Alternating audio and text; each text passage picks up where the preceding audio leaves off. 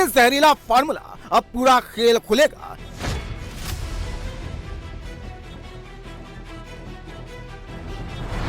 MP के जहरीले cough syrup मामले में अब बड़े खुलासे होने लगे हैं। कोल्ड ड्रिंक कफ सिरप बनाने वाली कंपनी श्रीसन फार्मा के डायरेक्टर गोविंदन रंगनाथन को अरेस्ट कर लिया गया है। एसआईटी की टीम ने बुधवार रात करीब 1:30 बजे चेन्नई में दबिश देकर रंगनाथन को पकड़ा।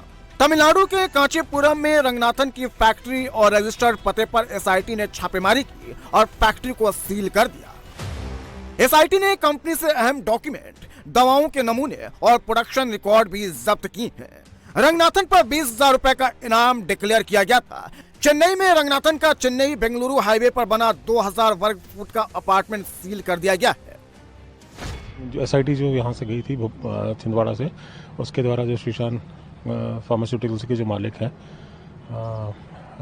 रंगराजन, उनको जो है लेट नाइट उनको जो है राउंड अप किया गया और उनकी अरेस्टिंग की गई है। जो प्रक्रिया है उसके आगे के उनका मेडिकल और बाकी की जो कार्रवाई है वो चेन्नई से करके उनको फिर यहाँ लाया जाएगा। एमपी में मासूमों की मौत का जिम्मेदार बताया जा रहा रंगनाथन तमिलनाडु में फार्मास्यूटिकल फील्ड में 4 दशकों से काम कर रहा है। 1980 के दशक में पहली बार प्रोनिट नाम के न्यूट्रिशनल सिरप से दवा बाजार में कदम रखा था। यह सिरप गर्भवती महिलाओं के लिए था और उस समय बड़े ही कम समय में चेन्नई के घर घर में इस सिरप ने अपनी धाक जमा ली थी। प्रोनिट के बाद रंगनाथन ने धीरे धीरे अपनी कंपनी को बड़ा किया। साल 1990 Sresan company pharmaceutical private company बनाई, जिसके बाद इसे एक प्रोप्राइटरशिप के तौर पर शुरू किया। दिलचस्प बात यह है कि कॉर्पोरेट मामलों के मंत्रालय के डॉक्यूमेंट्स के मुताबिक 1990 में रंगनाथन की कंपनी को रजिस्टर से हटा दिया गया था। आमतौर पर कंपनियों का रजिस्टर से तब नाम हटाया जाता है जब वो रेगुलेटरी फाइल जमा नहीं करती। इस प्राइवेट लिमिटेड कंपनी के पते और इंडिया मार्ट और दवाई की पैकेजिंग पर दिए गए पते अलग अलग हैं, लेकिन चेन्नई के एक ही इलाके में है। जहरीली कफ सिरप बेचकर मासूमों की जान लेने वाले रंगनाथन को मध्य प्रदेश पुलिस ने अपने हिरासत में ले लिया। चेन्नई पुलिस की मदद से कोडम्बाकम इलाके में देर रात उनके घर से उनकी गिरफ्तारी की गई।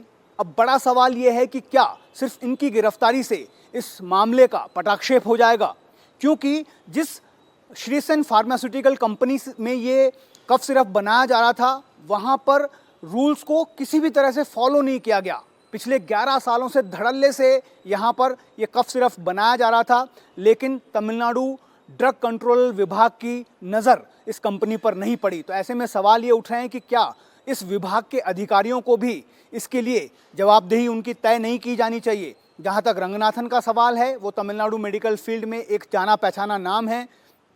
40 साल पहले उन्होंने इस मेडिकल फील्ड में ड्रग मैन्युफैक्चरिंग का काम शुरू किया था। हालांकि उससे पहले 80 के दशक में उन्होंने महिलाओं के लिए एक प्रोटीन सिरप बनाया था जो गर्भवती महिलाओं को जिसे दिया गया था, और वो प्रोडक्ट बहुत ही ज़्यादा पॉपुलर हो गया था। हालांकि बाद में ये पता चला कि उसका भी लाइसेंस उनके पास नहीं था, जिसके बाद तमिलनाडु ड्रग कंट्रोल विभाग ने उस वक्त कार्रवाई करते हुए उस प्रोडक्ट पर पाबंदी लगा दी थी।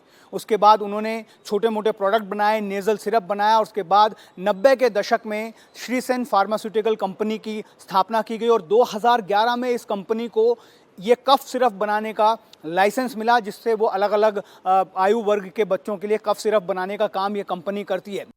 गोविंदन रंगनाथन को अब एमपी लाया जा रहा है। अब हर छिपे सच से पर्दा उठेगा।